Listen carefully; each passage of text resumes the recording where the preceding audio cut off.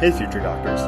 Thanks for tuning in to Spoonful of Sugar, the podcast made for medical students, by medical students, to help the medicine go down. My name is Sahil Sardesai. I'm a fourth-year medical student at Penn State, and I'll be your host for today.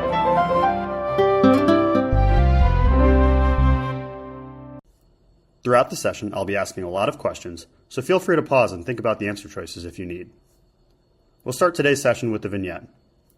You're rotating through the emergency department when a 70-year-old male presents with right calf pain that starts after walking short distances and resolves with rest.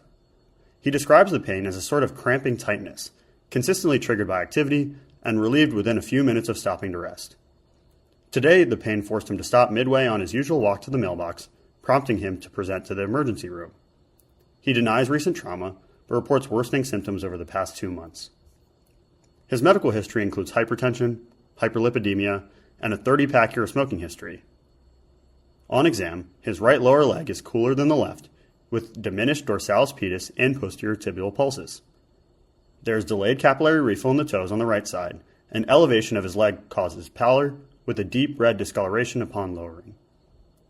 The skin on his right foot appears shiny, with mild hair loss over the dorsum. Examination of the left leg is unremarkable for any of these similar findings. What do you think is the most likely diagnosis? So this is a pretty classic description of a patient with peripheral arterial disease, or PAD for short. Peripheral arterial disease, typically chronic in nature, resulting from atherosclerosis, which is a process in which fatty plaques build up along the arterial walls, leading to reduced blood flow to the limbs. Although it is important to note that anything that causes narrowing or blockage of blood flow to the extremities can cause PAD. The lower extremities are more commonly affected than the upper extremities, and symptoms generally depend on which arteries are involved, the extent and rate of obstruction to blood flow, and the presence or extent of any collateral blood flow. What do you think are some of the biggest risk factors that you need to know for PAD? Smoking, hypertension, hyperlipidemia, and diabetes are some risk factors that you for sure need to know for PAD. So what do you think are some of the most common presenting symptoms of PAD? Hopefully you're thinking about claudication, which is a reproducible pain during usage or exercise that is commonly relieved with rest. I like to picture it as an arterial supply and demand issue. When you're active, your muscles call for more oxygen, but narrowed arteries can't deliver enough oxygen, causing that crampy, tight pain. As soon as you stop moving, the demand for oxygen drops and the pain fades away. It's a simple way to remember that claudication isn't muscle fatigue or anything venous. It's just your tissues signaling that they aren't getting the blood flow or oxygen that they need. Some other symptoms that patients might experience are non-healing ulcers, numbness or tingling, color changes, or even skin changes, all due to the decreased blood flow. If you're suspecting peripheral arterial disease based on history, what is the first step in diagnosis that you need to know for NBME exams? This seems to be extremely high yield for shelf exams and Step 2 CK, but the answer is ABIs, or ankle brachial indices, which compares the blood pressure in the ankle to that of the arm. If the ABI is less than 0.9 or decrease, then this reflects a decrease in peripheral blood flow to the lower extremity and some degree of PAD. What if the ABI is elevated, say greater than 1.4 or 1.5? This means that there is an increase in lower extremity blood pressure, likely due to some sort of calcification along the arterial vessels. Now, what if NBME doesn't list ABIs as a diagnostic option for a suspected case of PAD? What would be the next initial diagnostic test? So in this case, your best initial diagnostic test would be Doppler ultrasounds. What's the first step in management of uncomplicated peripheral arterial disease? For these questions, where patients are chronically having mild symptoms, you want to start with conservative options. So think of management of your ASCVD, so atherosclerotic cardiovascular disease, and those risk factors. So these answer options will include smoking cessation, starting patients on a statin, and management of chronic conditions like diabetes and hypertension. Another answer option that's also first line, which you might see, is structured exercise therapy, which can help in a number of ways.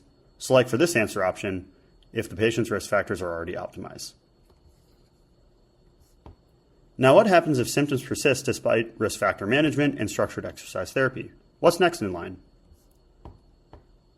So this is when you'll start to consider your vasodilators, so commonly seen is solostazole, which is a PDE3 inhibitor, and other revascularization techniques. Why is PAD so urgent, and what are some complications of advanced PAD that you want to avoid? So the biggest one that you need to know is critical limb ischemia, which is typically gradual, so presenting weeks to maybe even months after the onset of PAD-type symptoms.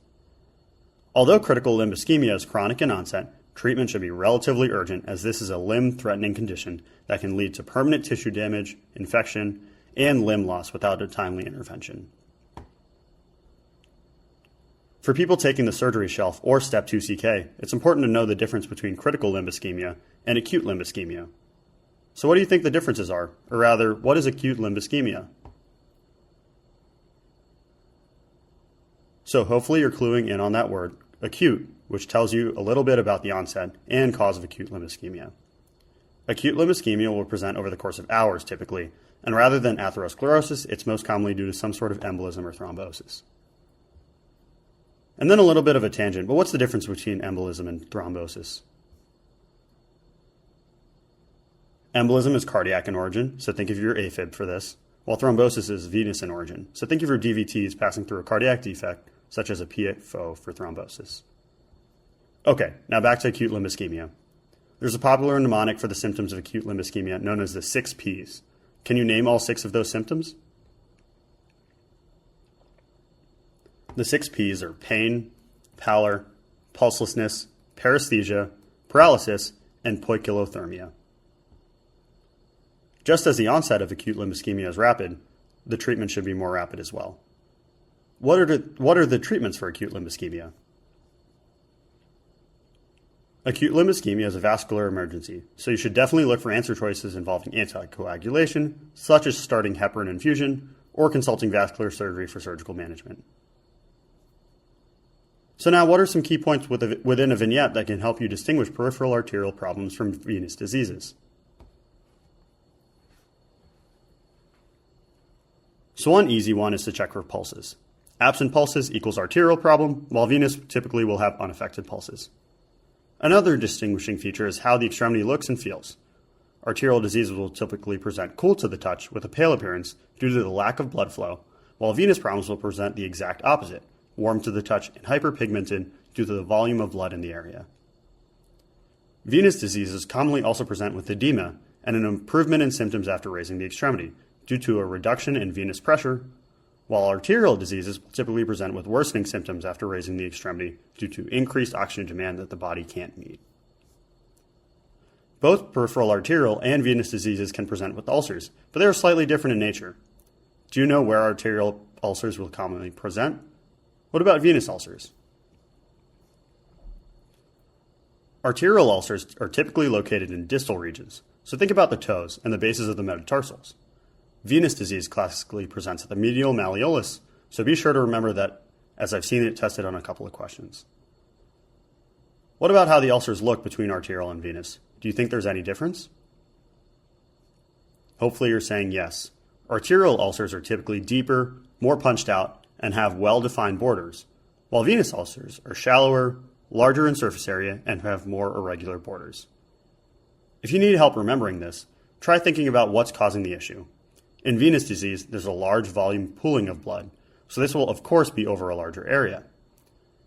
When there's a larger volume, it's less likely to maintain well-demarcated borders as the pressure is unlikely to be evenly spread, which helps me remember that venous ulcers are irregular. Venous disease will also sometimes classically present with a brawny edema, both in real life and on test questions. This is just a recall type question, but what causes that brawny edema? Hopefully some of you are remembering that this is due to hemosiderin deposits or hemosiderin-laden edema. Hemosiderin is an iron storage complex that signals that red blood cells are breaking down and releasing iron into the tissues, most commonly secondary to venous stasis.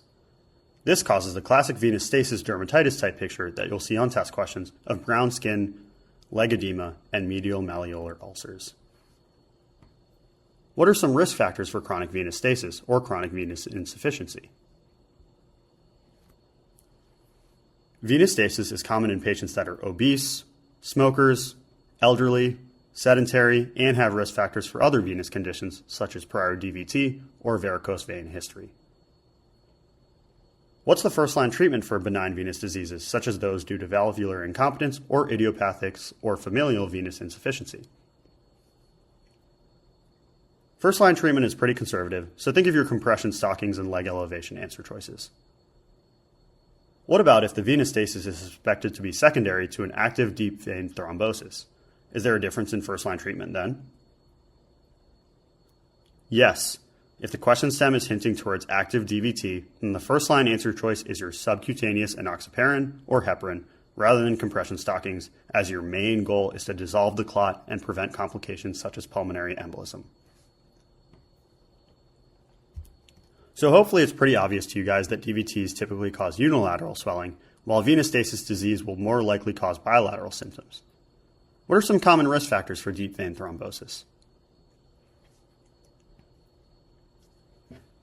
Some common ones include recent immobilization, so think of your long travel, post-surgery, so remember your wind, water, walking, wound, abscess mnemonic for post-surgical complication timeframes, history of thrombotic disorders, so your factor V Leiden, prothrombin mutations, protein C deficiency, etc., active malignancy, and then certain medications.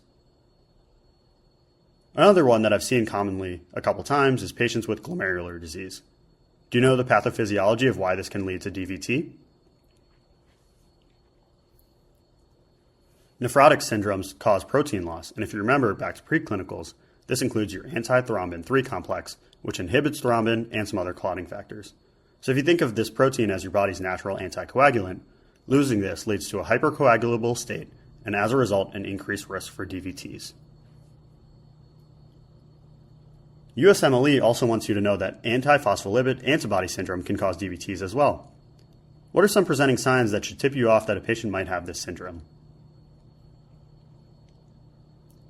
Key findings in a vignette might include recurrent pregnancy losses, history of unprovoked thrombi, or mild thrombocytopenia. USMLE likes testing this syndrome as a cause of DVT because antiphospholipid syndrome can cause an artificially prolonged activated PTT. Normally, you think of prolonged PTT as causing bleeding rather than thrombus, but in antiphospholipid syndrome, the antibodies can interfere with the assay reagents and cause it to appear as if the patient has a prolonged PTT, when in vivo, there is actually a hypercoagulable state and increased clotting going on. A big medication risk factor that you have to know is related to oral contraceptive pill use. In what patient population are OCPs contraindicated because of their risk for DVTs? The answer to this is smokers over the age of 35. Smoking already predisposes to endothelial damage, and estrogen can further lead to hypercoagulable states by upregulating fibrinogen and clotting factors 5 and 8. Speaking of endothelial dysfunction, there's a handy triad for remembering what causes increased DVT risk called Virchow's triad. I already gave you guys one of the triad in endothelial dysfunction, but what are the other two components? Hopefully this is ingrained well by now, but venous stasis and hypercoagulable states are the other two components. What are some physical exam maneuvers or findings that are elicited in suspected cases of DVT? Neither of these maneuvers are super sensitive or specific, but I'm still going to go over them as it might show up on an exam. One historical maneuver is called Homan's sign, which is pain in the calf with dorsiflexion of the foot. Again, this isn't super specific as a lot of other conditions can result in this finding, but something to remember for exams. Another physical exam test that you might see is calf diameter measurement, where if there's a significant difference in calf size between the two legs, this might suggest DVT as a diagnosis more so than other causes. How do you diagnose and treat DVTs? Diagnosis is usually made by duplex venous ultrasound of the leg or calf, and you typically treat with anticoagulant to reduce risk of pulmonary embolism, so heparin most commonly. DVTs from which veins are most common to cause pulmonary emboli? So I've actually seen UWorld ask this question. NBME wants you to know that roughly 90% of DVTs causing a PE will originate in proximal veins of the thigh, so think of your iliac, femoral, and popliteal veins. Although most DVTs do actually occur in the veins of the calf, These DVTs are more likely to spontaneously resolve than those of larger caliber veins that are closer to the lung. There's a criteria that's commonly used to direct workup for suspected DVT or pulmonary embolism. Do you know what that criteria is? If you're thinking of Wells criteria, that's correct. Since the diagnostic tests for venous thromboembolism vary in terms of sensitivity and specificity, the Wells criteria is commonly used to guide diagnostic tests to choose based on your pretest probability for a specific patient. For example, obtaining a D-dimer is highly sensitive, but extremely poor in terms of specificity for potential cases of venous thromboembolism. Now, what if you see a patient with unilateral leg swelling? The leg is warm, and the vignette describes a palpable cord with red marking that tracks up to the knee. What do you think the diagnosis is in this case? This is superficial thrombophlebitis. It's fairly similar to DVTs, but it's located in a more superficial vein and typically will cause the patient to feel more pain, as the superficial veins are more sensitive to inflammation and irritation. You'll commonly see a palpable cord description due to the visible clotted vein and also an associated visible red streak, again due to how close the vein is to the skin. Now, assuming that the superficial thrombus isn't large or involving a major vein, what is the first-line treatment for superficial thrombophlebitis? Warm compresses, elevation of the leg, and NSAIDs are all first-line in management of this condition. But again, if this is involving a large vein at higher risk for causing a PE, you should for sure choose an answer choice that involves giving heparin or another anticoagulant instead to reduce that risk. Now, what if you see recurrent superficial thrombophlebitis that seems to intermittently spontaneously resolve before moving from one site to another? What do you think is going on if you see this? Hopefully you're cueing in on the migratory nature of this thrombophlebitis. It's a very rare condition but shows up a fair amount on USMLE. This is called Trousseau sign of malignancy and is commonly associated with the head of pancreas adenocarcinoma for some unknown reason. Because the pathophysiology is unknown, I unfortunately don't have a trick to remember this for you guys. This is just something that you guys are going to have to remember. Migratory thrombophlebitis is underlying malignancy, most likely in the head of the pancreas. Now, what if you see a 48-year-old patient present to the clinic with 2 months of progressive lower extremity swelling, recent unintentional weight loss, palpitations, anxiety, and difficulty sleeping? What do you think is causing all of these problems? So this is a tricky question, but I was actually trying to point you guys towards pretibial myxedema, which is also occasionally called Graves' dermopathy on test questions. It's caused by mucopolysaccharide deposition in the skin, causing surrounding edema. It's a fairly rare condition, but just remember to consider thyroid causes for unilateral, non-pitting edema, especially if the question stem has characteristic thyroid findings, including weight changes, palpitation, and temperature intolerances. What if you see a patient with bilateral leg swelling that was recently seen in an outpatient setting 3 weeks ago for persistent hypertension and recently prescribed a new medication? What do you think is this patient's cause for lower extremity swelling? So for this, think about your dihydropyridine calcium channel blockers. So nifedipine and amlodipine that more so act on arterioles. These calcium channel blockers cause vasodilation, which is how it leads to decreased blood pressure. But this decreased peripheral vascular resistance can also sometimes impact vascular permeability and cause fluid accumulation in the tissues. What are some other common medications that can cause lower extremity swelling? I've seen these less, but NSAIDs can also cause swelling, likely due to prostaglandin inhibition impacting vascular tone, and then steroids can too, likely due to their impact on aldosterone. Certain chemotherapy regimens can also cause fluid retention, likely secondary to lymphatic obstruction. Lymphedema is the term used to describe swelling secondary to impaired flow of lymph. What are some causes of lymphedema? Surgery, so think of secondary to your lymph node dissections, radiation therapy, trauma, so think anatomical obstruction, and infection, which are all fairly common causes. If lymphedema is secondary to infection, this is referred to as lymphangitis. Most causes of lymphangitis are due to cutaneous pathogens such as strep pyogenes or MSSA. As a result, What do you think would be an appropriate antibiotic of choice for treating lymphangitis? Empiric treatment with Keflex is generally curative, but theoretically, any antibiotic used to treat superficial infections that provides adequate gram-positive coverage should be sufficient. So now I'm just going to go into some rapid-fire questions. I'm going to tell you a characteristic finding associated with a cause for peripheral edema, and I want you to guess the underlying cause. Okay, are you guys ready for the first one? What should you be thinking about if you see hepatojugular positive in a question stem? So this is telling you that there is a right-sided cardiac cause for edema, so the answer choice is going to be anything that leads to right heart failure. So think of your CHF, cor pulmonale, amyloidosis, etc. What about an elderly patient that has only been eating a tea and toast diet for the past 5 months? This is swelling secondary to decreased protein intake in their diet. You can also see dietary causes of swelling in strict vegan patients for a similar reason. Now, what about a pregnant patient that otherwise has no remarkable findings? What's causing this swelling? This is secondary to compression of the IVC by the growing fetus. What about a patient that has spider angiomatas and palmar erythema? What is their cause for lower extremity edema? This is your cirrhosis case.